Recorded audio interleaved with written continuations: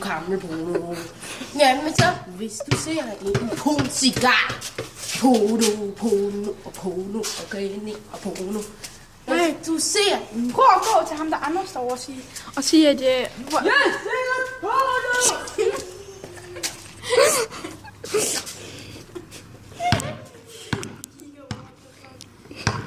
Velkommen.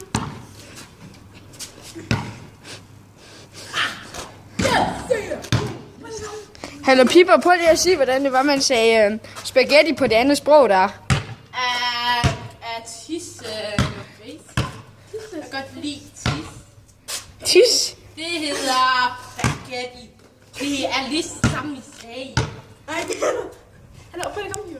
Det er men. Der er en, der hedder Anders. Derovre. Prøv at gå over til ham. Du skal gå over til ham og så sige... Så går jeg hen til tallet, så råber jeg det. Ja, nej, gå helt hen til det... Ja.